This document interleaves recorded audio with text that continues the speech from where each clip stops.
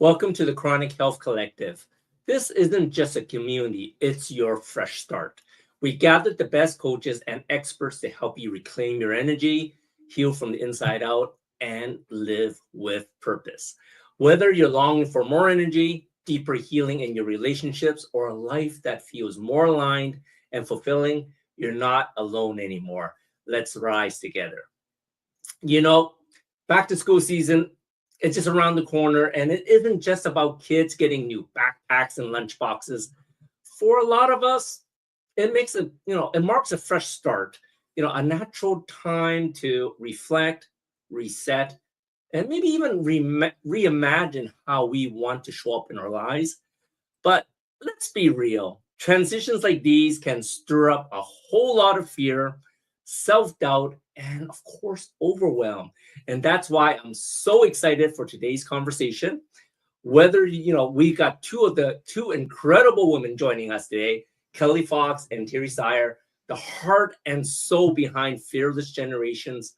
Not only are they a powerful mother-daughter coaching team, but they're also on a mission to help people move through fear and into freedom with intention, courage, and self-trust. They walked this path themselves, and now they're guiding others through it with so much wisdom and compassion.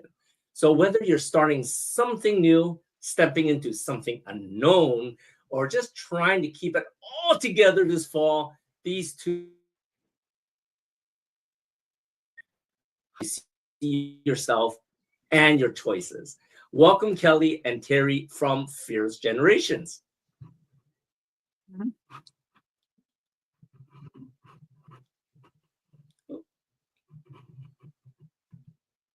Hi. There you are.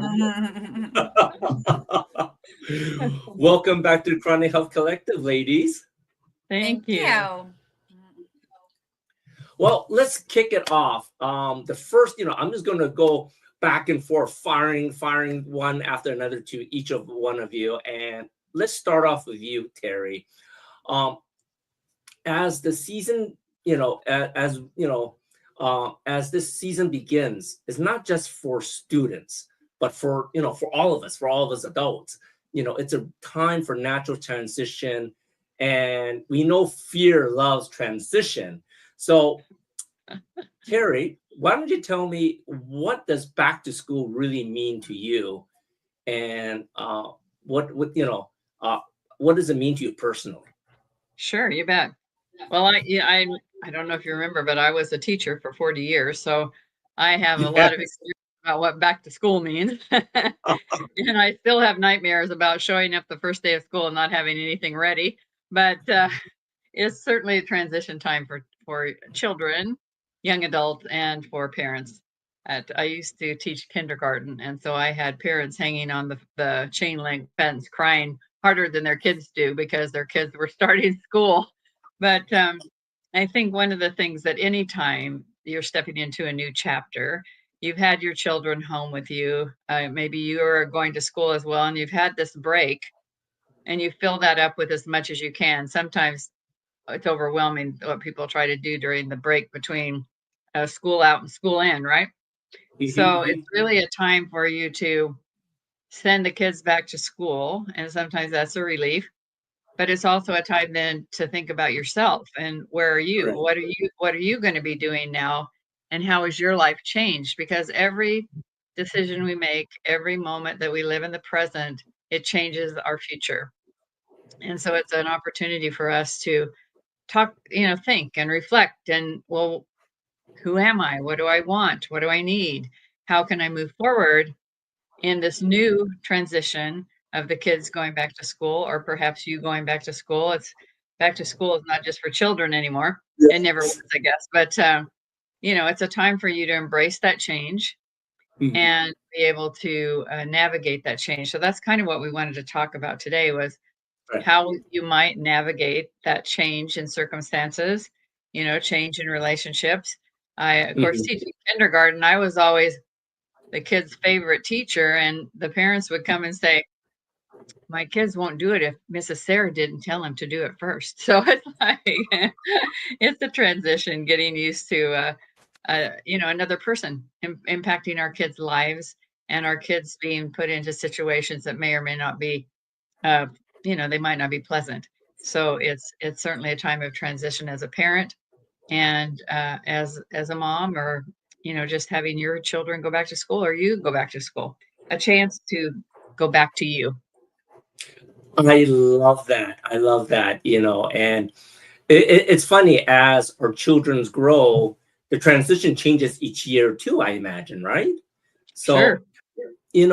let me ask you this. I'll ask Kelly this. We'll bounce it back and forth a little bit. What patterns do you see change as each year changes, as kids are coming back to school, Kelly? Like, is there anything, what type of fear is holding back the parents or adults from making these transitions? Yeah, well, the thing that I love about back to school is it's a clean slate. Hmm. So you have a new teacher, you have a whole new classroom of kids. You can kind of redesign yourself if you want. You can focus more on your studies, or you can say, oh, well, last year I focused too much on my studies. This year I'm going to kick back, right? Like, there's all these decisions on how you're going to show up. And the new year kind of, or the new school year, or anything new, kind of presents this opportunity for you to decide, this is how I want to show up. This is how I want to be seen. And then you're presented with this whole new environment. Mm-hmm. So, is your teacher stern, or are they laid back? Do they do fun activities, or are they more into, filling out paperwork, right? So, you get this opportunity to be in a whole new environment. And I think as adults, we do get that experience quite often, starting a new job, or yes, even just going to a networking, joining the chamber, or trying to make friends can be a challenge as an adult. I feel like when you're a kid, it's so much easier because there's a kid that sits next to you and you just naturally talk to them and they become your friend, right? But yes, as adults, we don't necessarily have those experiences anymore. But yeah, I think it's this blank slate to decide who you want to be and how you want to show up. I forgot your specific question. I am sorry. No, that is awesome. I was just saying that, fear seems to love transition, right? Like you said, things change every year. Even when we're always out, things, our environment is always different, right? I'm going to ask you a follow-up question on that, and then we'll bounce back to Terry. Can you share how maybe intention helps to interrupt this fear? Yeah. Well, we say fear loves transition sarcastically. So, because fear likes everything to stay the same, and for you to stay in your safe zone, and for it to be predictable and measurable, and change, it does not like change, because change is unknown. But fear is going to show up big time. So that's kind of like how fear loves transition, because you're going to see it a lot. I think that with intention, as I was talking about before, setting an intention is that outward expression of who you want to be and how you want to show up. So it's that statement that encompasses what you want to practice each day so that you can become that person. And what are you going to do each day to practice to show up in the way you want to show up? So that's what an intention statement is for. So anytime you put yourself in a new situation, or you want to change how you approach an old situation, right? It's about stating what that is. Declaring, I am willing, I am willing to practice this new thing so that I can show up this way, so I can be this person. And so that's how the intention statement supports you in defining and claiming what you're wanting. And so when you put it out there and you make it real clear, Fear's like, okay, this is what she's wanting. This is what she's putting out there. Let me see what she does. And as you take those baby steps, it's going to freak out. But as you continue to practice, those things you're practicing are going to start to become part of your comfort zone, and your comfort zone is going to expand. And so it's not going to be as scary for your fear for you to do those things. And as you just continue to take those baby steps, your comfort zone continues to expand and expand and expand. And you get, cooler, more exciting things that you're doing, and you're becoming that person that you want to become. And it's not even something that you're necessarily thinking about. It's just who you are now.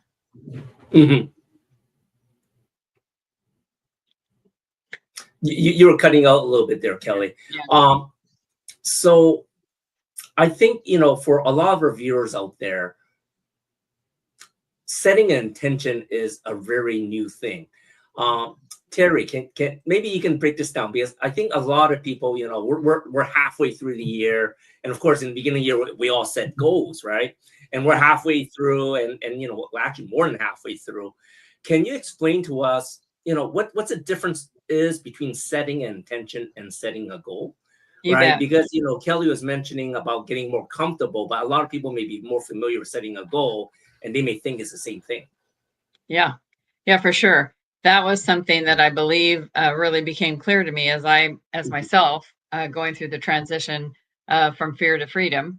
And intentions are powerful. Goals are, I would equate a goal with a dream. Without an action, without a path, without clear intention, a goal can,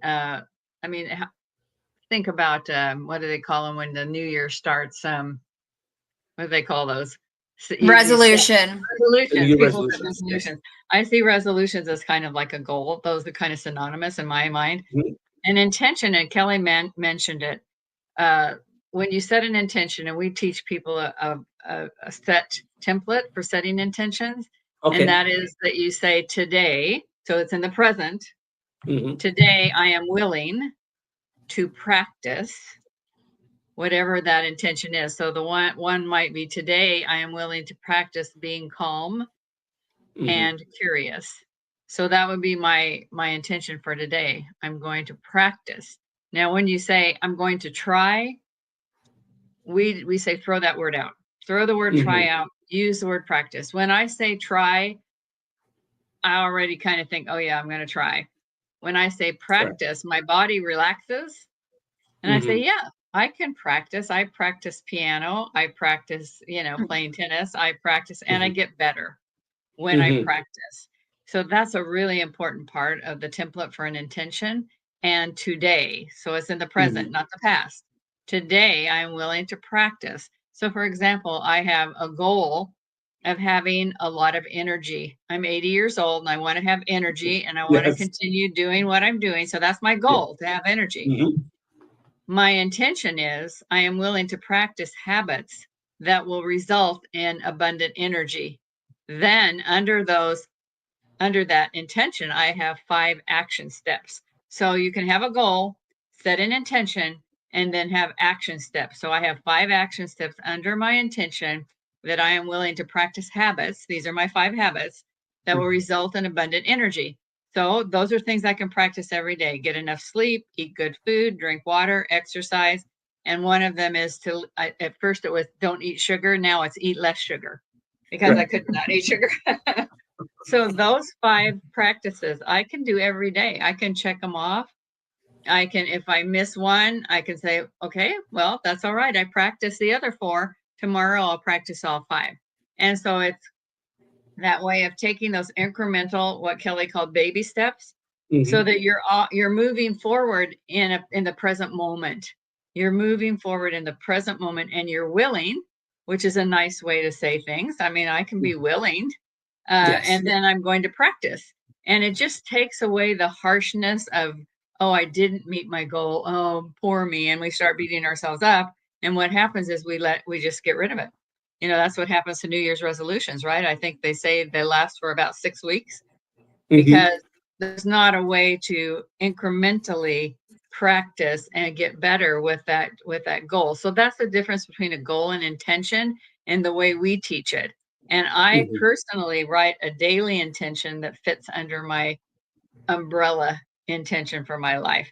And that helps me to stay focused in the present and be focused on what I have control of. So it's I think they're powerful, really a powerful practice. That's amazing. That's amazing. You know, I just want to have one quick follow-up question before we take a quick break. So for each goal, you want to set an intention that you're practicing each day with 5 action steps. When you hit that intention, do you set up a new intention towards that goal, or do you just stay on that intention and just continue? You know, you can have more than one intention. So that happens to be my health intention, right? That's my health intention. I have an intention for relationships and how I treat other people. I have an intention in my career. So health-wise, I'm going to be working on that intention forever. Yes. I'm not going to stop wanting to have abundant energy. You know, I'm not going to want to stop having powerful relationships. And these are the things that I do in order to check myself and take action in my relationships. So for me, they're ongoing, and I'm not going to have so many that I get overwhelmed. So the important areas of my life are health, family, and my spiritual development. So I have intentions in those 3 areas that I practice on a daily basis. And in my particular, framework, prayer is a part of that. And so at the end of the day, when I pray, I kind of check myself and I just say, okay, tomorrow I'm going to pray, so it's an ongoing, for me, it's ongoing. Kelly might have a different way she addresses that, but for me, it's an ongoing intention that will support me throughout my life. I'm always going to want to be healthy. I'm always going to want to have good relationships, and I'm always going to have a good relationship with my higher power. So that's how I've divided it up. Perfect. That is beautiful. You know, now that we explored how intention can ground us, let's look how we can build self-trust, especially when life gets messy, right after these few messages.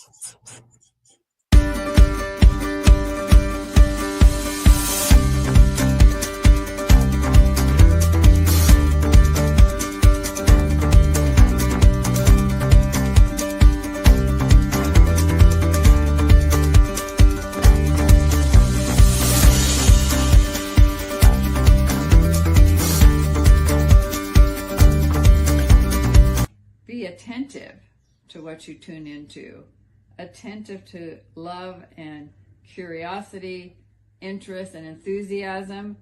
Passion is love. And when we talk about love, it's love of self, love of others, love of God, love of the process.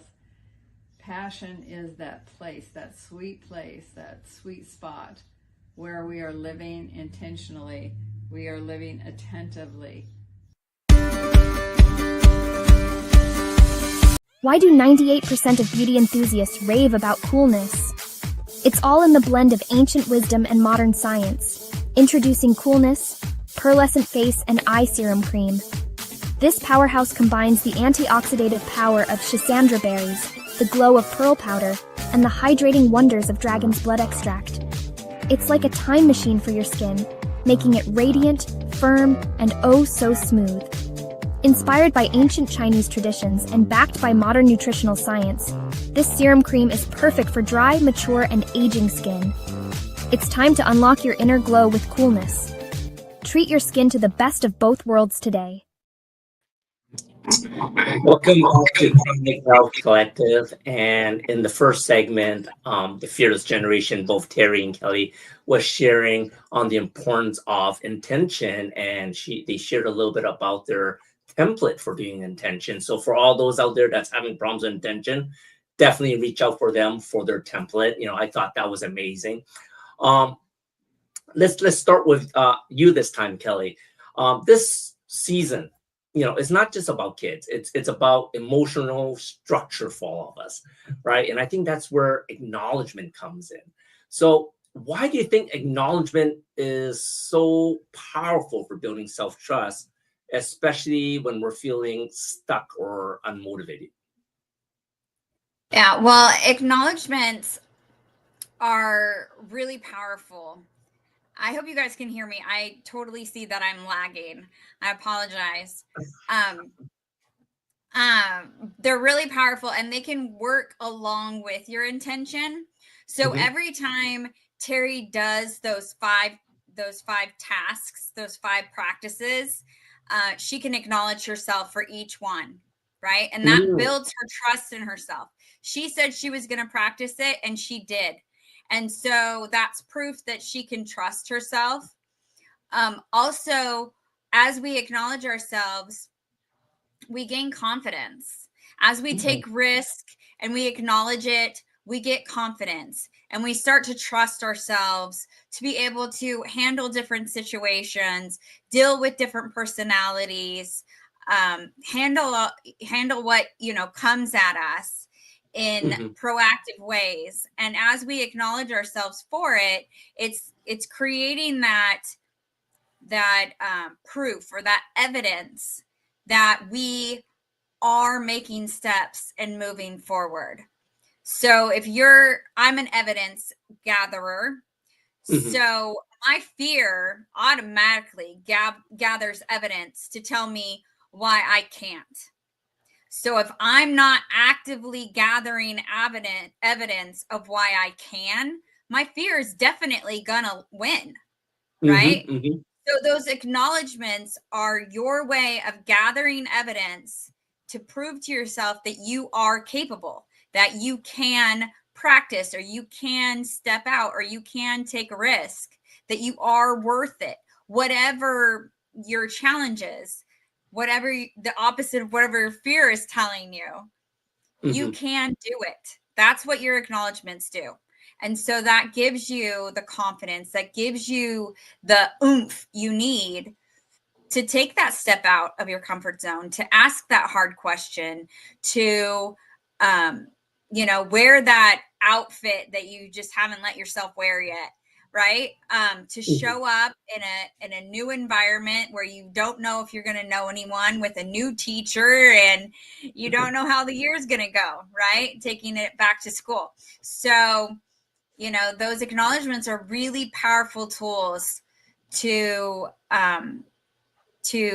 anchor that knowledge that you can. And we encourage you to write them down. And that's so on a hard day when you think I'm a failure or whatever it is your fear is telling you, you can go back and you can read all of them and say, look at all of these things that I've done. Look how I have made all of these changes. And your fear can't do anything, right? It's right there in black and white.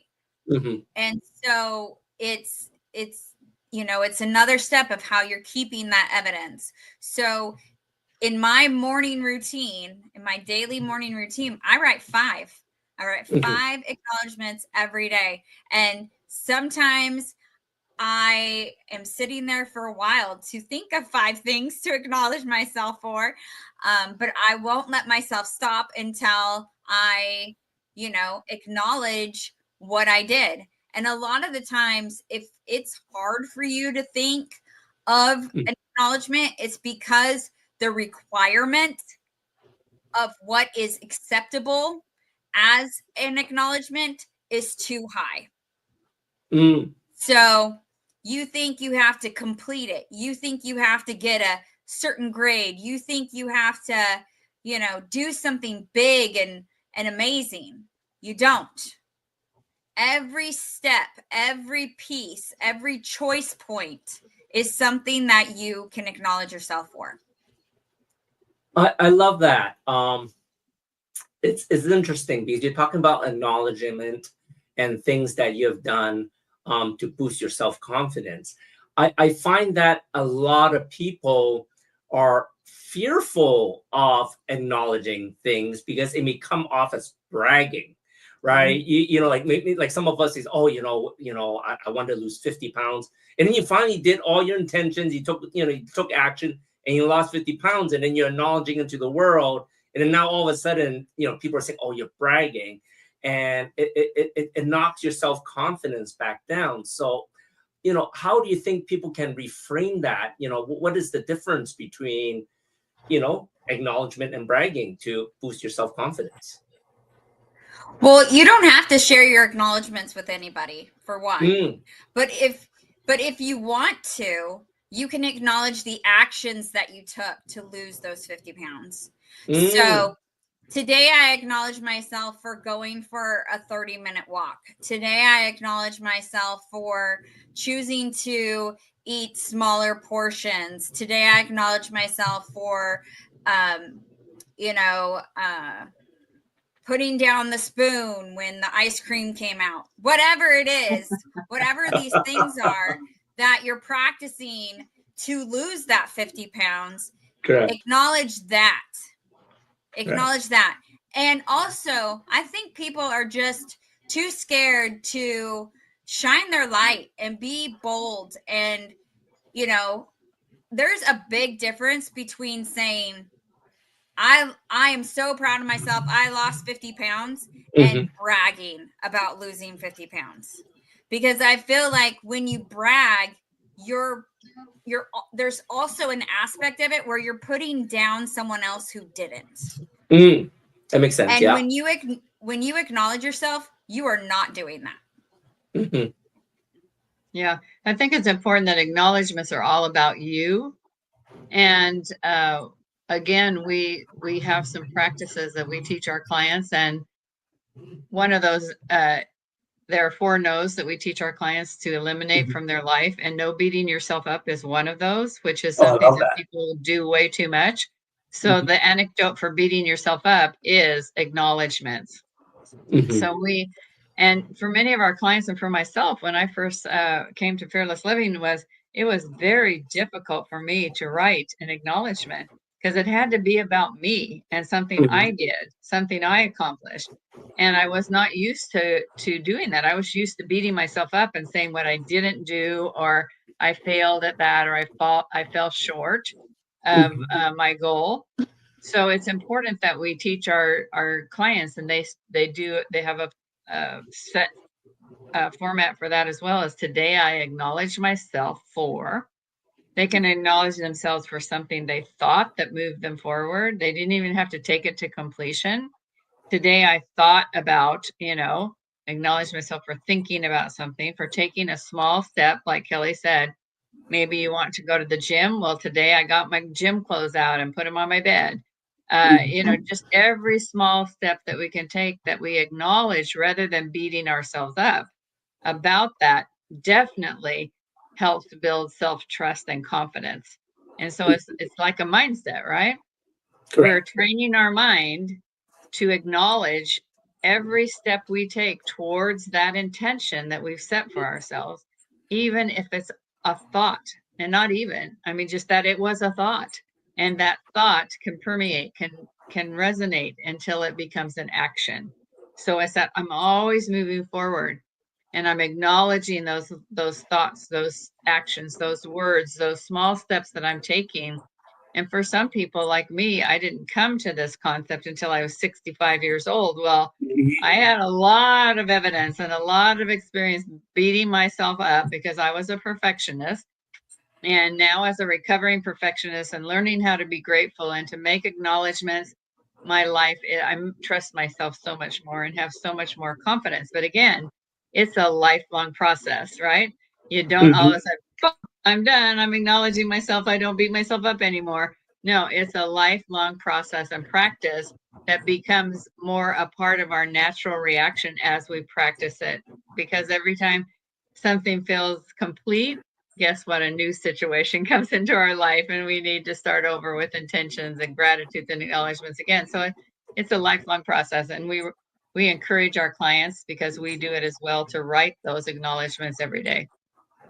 I love that, Terry. You shared that you didn't start thinking this way until you're 65, and you mentioned you're 80 now. Can you share a personal story where acknowledgement maybe have shifted your energy or the way you thought, how you saw the world in the past?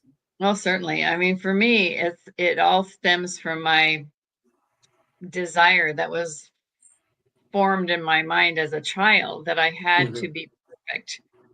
So when I would leave the house, even as a child, I had to have my hair perfect, my clothes perfect, then I had to speak perfectly, I had to act perfectly, whatever perfect was in Correct. terms of my parents or my, the people that were helping me, develop.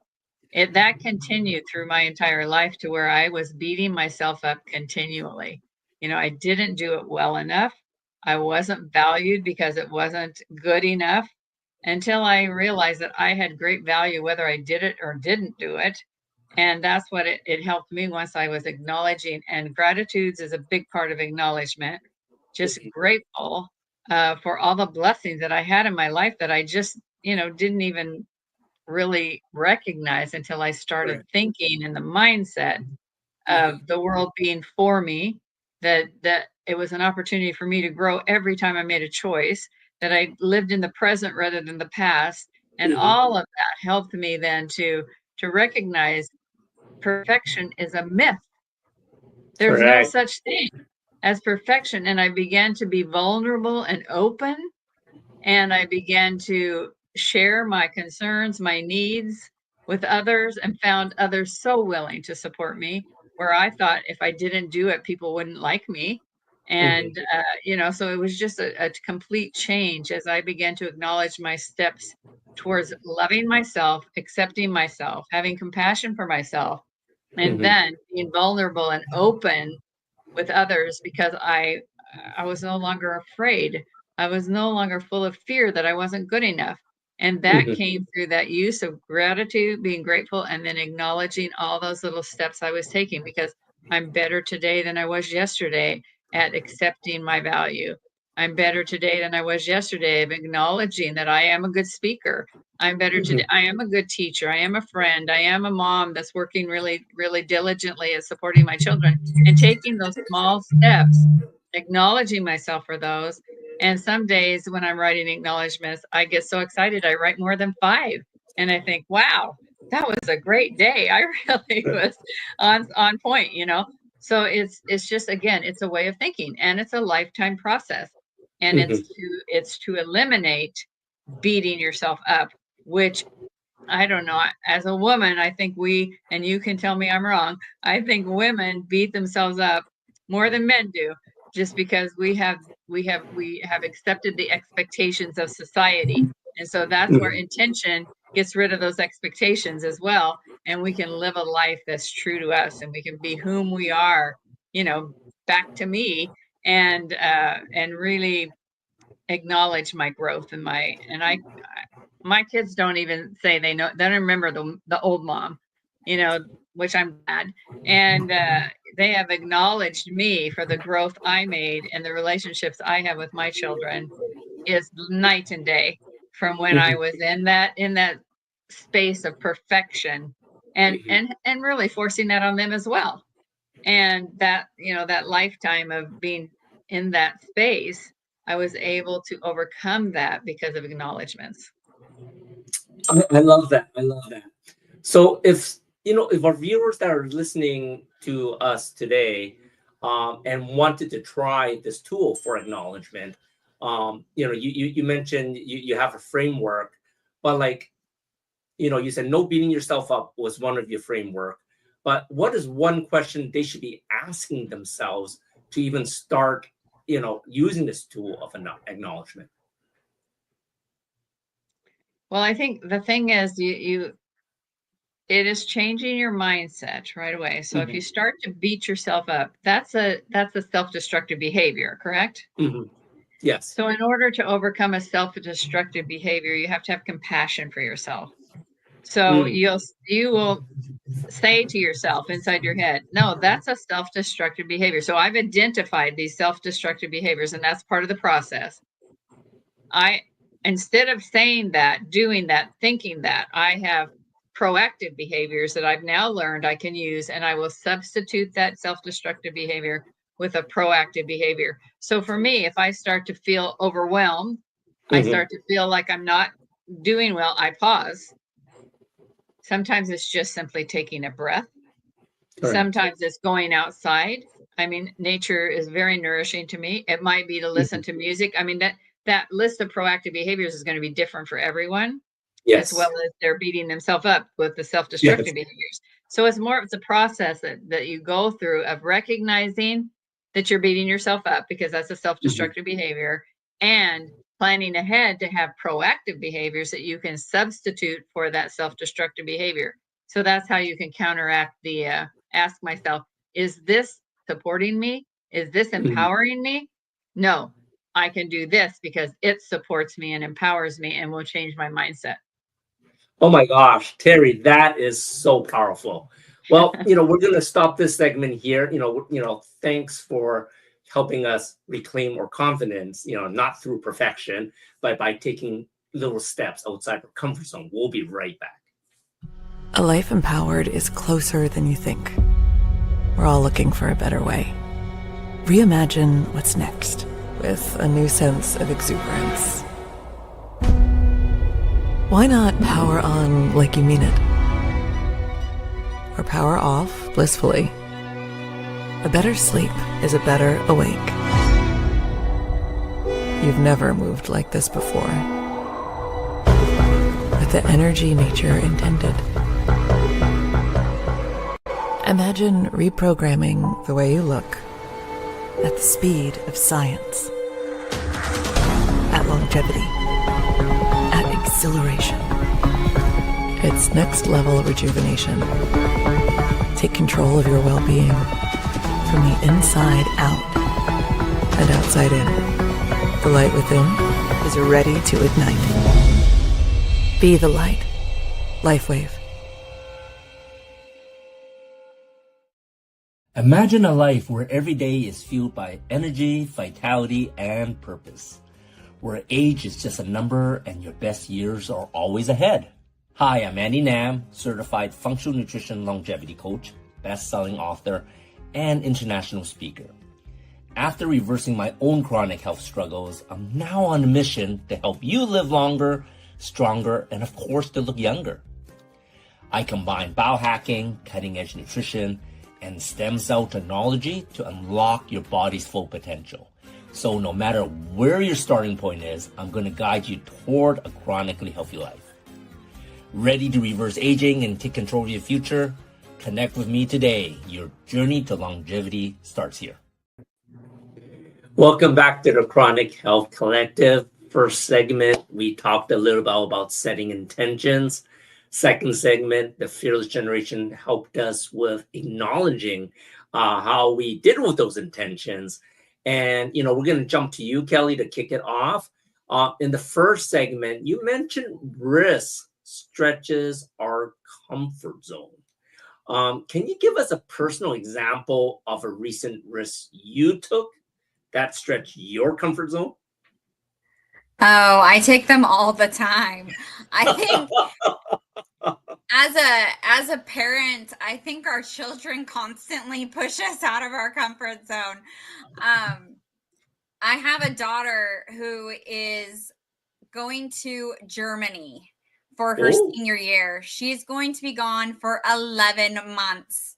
She is 17, but she's still like, I still think of her as my baby, Yes. I have two kids that are older than her. They still live in my house. Like, she will be the first of my kids to actually leave my house. So every day that we get closer to her departure is just another it's a newer reality almost. I've been taking her to go shopping, which is usually not fun to do. And but I've been taking her, and we've been going by ourselves even, because usually we bring a friend or we bring one of our sisters to kind of have a buffer. And I took her to get her hair cut. I took her to get, her toiletries that she needs. you know? So I'm actively involved in getting her ready to leave me. And, you know, it's like, it's just getting closer and closer and closer, and the realization that she's going to be gone is just getting closer and closer and closer. And so it's this constant, you know, risk. It's this constant like, okay, keep it together, mom. It's this constant, don't share your fears with your child. It's this constant, you know, of, you know, we don't want to pass on the negative things to our children, right? So this constant of like checking yourself and checking your energy and checking, you know, how you're going to show up, right? Intentionally, how are you going to show up? In this moment, it is not easy to show up as this mom who is just freely letting her child go across the world for 11 months, right? But I'm going to practice showing up as that mom because that's what my kid needs. So yeah, that is, she is pulling me out of my comfort zone all the time. But so it can be something like that, or it could be, you know, something that, you know, it could be something that happens just, you know, once in a while. Like today I had an interview, or this show, right? I've done this before, but that doesn't mean that today it's not still a stretch, right? So it's recognizing that anything that takes just a little bit of extra effort or extra energy to do is you stretching out of your comfort zone. So for someone, it could be getting out of bed in the morning is a stretch. Correct. Right? Yesterday it wasn't, but today, oh my goodness, it is. So it's allowing yourself permission to see, hey, this took a little bit more effort this time. Look at how more capable I am, that even though it took more effort, even though it was a little bit more of a stretch, I was still able to do it. That's how the acknowledgments come in, right? So then, you know, the next time you can step out a little bit more, and you can step out a little bit more, and that's how it expands. So those things that once were scary are not so scary anymore. Those things that you couldn't even see were possible are now in view. And your life just continues to expand. What's possible for you, the dreams you have, the goals you might set continue to get bigger as your comfort zone does. Correct. I love that. I love that. So, Terry, let me ask you this. It's like, I hope you never had had that situation where Kelly had to go away for a whole year to a different part of the country. But I did have that experience. Yeah, she was much more afraid than I was. I was kind of glad to send her off. Was. Well, let me ask you this then, Terry, because there are big risks and there are smaller risks, right?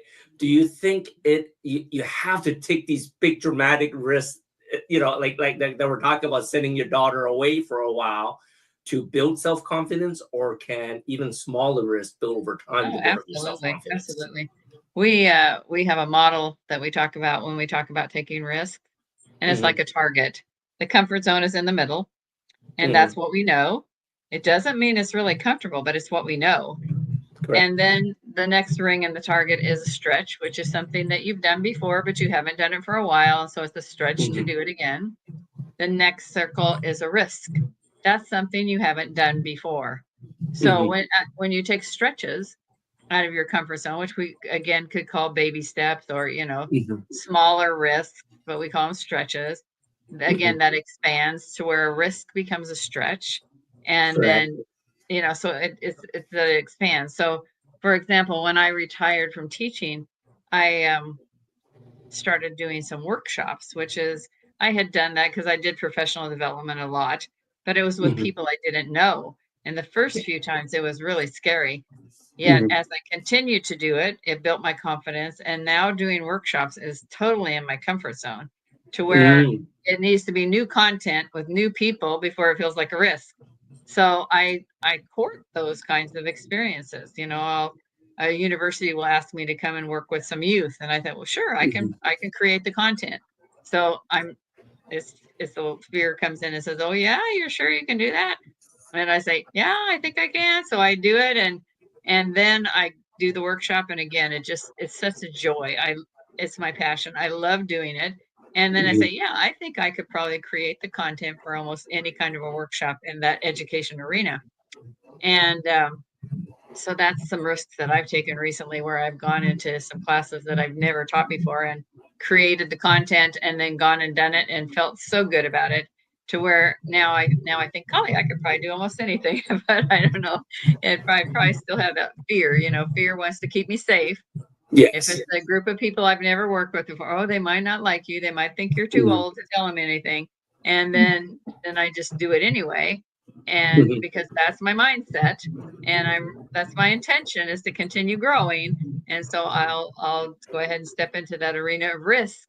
And when it works out, it just builds my confidence and helps me to trust myself and to take more risks. So again, it's a process. I just can't express enough. This is all a process, a lifelong process, you know, and anybody who thinks that, oh, I'm done with it, well, then you're done learning and you're done growing.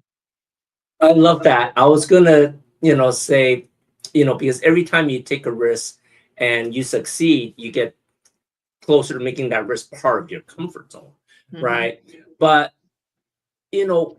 what do you say to someone that took that risk and he failed and he got really hurt, and disappointed, and now he's really scared of taking risks in the future? Yeah, sure. What are your thoughts on that? Yeah, and that happens for sure, because that's human nature, right? And so again, a part of the mindset that we encourage our clients to build is that failure is not a bad thing to happen. If I was to go and do a workshop and felt like, people got up and walked out, yeah, that would hurt my feelings. Or if nobody came up and said, oh, that was a great job, that would hurt my feelings. But then because I've built this process of learning from the things that don't work out or don't go the way I thought they might go, because I had no control over that, then I reflect on that. What could I do next time? Or is this a content area or a group of people that are not my people? And so I'm not going to go out and attract this kind of, or even sell market to these people, because they're not my people. And that's not a failure. That was a judgment that didn't go well, But if I hadn't done it, would I know? No, I wouldn't know. And so again, failure, being rejected is a perception. Failing is a perception. So if you can perceive each opportunity you have to go out of your comfort zone as a learning opportunity, an opportunity to grow, an opportunity to journey down the path of your intention, then the mindset is there to, okay, yeah, it didn't go good. All right, it's gone. It happened. Now I move on. And that doesn't happen overnight either, Andy. I mean, that takes a lot of forethought, a lot of conviction, a lot of self-trust, and confidence, to be able to have that kind of what we would call rejection, but I would call it opportunity. That's amazing. I always think when it comes to rejection, failures, there's always lessons to be learned, right? So I love how you frame that. It's just opportunities for something new to happen, right? So what was the opportunity in that, for that not, for that to fail, or for maybe this presentation didn't go well? Well, maybe I'm not catering to the right niche. That's still a lesson for you to shift your business plan. Or, if you're doing something like health and it didn't work out, well, great. Now it doesn't work. Let's try something different. I love that. I love that. Kelly, let's ask you this. Just a quick question, and I always like to finish with a funny question with our interviews. But out of the three tools, we got intention, we got acknowledgement, and of course we got risk taking. Which one do you think people underestimate underestimate the most for the way the power changes your life? I think acknowledgments, because I think that the other two are somewhat familiar or easy to grasp than acknowledgments, because we're taught as a society to not acknowledge ourselves, Yes. to diminish what we do, right? Because those who do are arrogant, or they're whatever, they're this bad person, right? Correct. Right. No, I hear you. Yeah. So acknowledgments, I think, is the tool that if you can learn, it will allow you to step more into that risk taking. It would allow you to set those intentions and measure how you're doing on those intentions with acknowledgments. I am someone who used to not trust myself at all. And because of the practice of writing acknowledgments, I now can. Right. So I love that. I think that when you can see where you're capable, that empowers you so much. And so many more things are possible. That's amazing. I think that is something that I need to work on myself. I do intentions daily. I am definitely a big risk taker, but I don't always acknowledge all the things that's gone well to bring me to where I am today. So there you got it. Okay, on to the funky question. I always like to, end the interviews with something funny and light. Let's start with you, Terry, because you're a teacher. Okay. And for all of us, this has been a while, but if fear were a person crashing your back to school, back to you party, what would you say to them at the door? And what snack would you bribe them with to leave you alone for good? That is a funky question. So they're meeting me at the door that I'm coming into school. I can tell you the fear is, for me, I mean, it is so real. I still feel it. I dream about it, is not being prepared. So they would come in the door and they would say, "Oh my goodness, your bulletin board." And a lot of times I'm in my pajamas. "You didn't even get dressed for today. What is up?" And I would just say, "Hey, I've been doing this all my life. God created me to be a teacher. Here, take these Tootsie Pops and get going." I love it. I love it. How about you, Kelly? It's like you or me, with Terry, it's been a while since we've gone back to school. This is your back to school, back to you party. And what do you say to them at the door to get them, to bribe them to go away? Yeah, I don't know. That's an interesting question. I've never thought about it that way. My thing is self-doubt. That's what always creeps up, of just not being smart enough, or not being cool enough, or whatever. Those would be the type of fears that would come up when I'd go to school. What would I give it? I don't know. I guess I would give it something really good, like a Twinkie or something, so that it would take it, like it would be worth it. It'd be like, "Oh, okay, I'll leave you alone if you give me a Twinkie." That is so hilarious. I love it. I wonder how many people of our viewers actually know what a Tootsie Pop and a Twinkie actually is. Oh my gosh. So, this was so fun, Kelly and Terry. What is the best way for people to reach out to you to learn more of your framework, to start doing more of these intentions and how it all comes together? Yeah, I would say email me. My email is on the screen right there, kelly@fearlessgenerations.org, and I can get you that information, or go to our website, fearlessgenerations.org, and there's information there on how you could be with us in person, or ask us a question or whatever it might be. And we are totally willing to give the templates that we have out. We also have a monthly membership that if you're interested in getting these tools and working with us on a regular basis, as a group, in a group environment, that's also another option, because we go over these tools and you get a new one every month. So, oh, that's amazing. Perfect. Well, if today's episode resonated with you, don't do it all alone. Book your free consult with the Fearless Generation with Kelly and Terry, or even one of our expert coaches at chronichealthcollective.com for your personalized support. And remember to subscribe to our monthly magazine for expert tips from all 14 coaches to elevate your health, your mindset, and of course, your relationships. Catch us live here every Tuesday at 7 p.m. CST, or watch past episodes anytime on E360 TV or on our YouTube channel, youtube.com/@chronichealthcollective. Thanks for tuning in. Your transformation starts today, and we'll see you all next week. Goodbye now.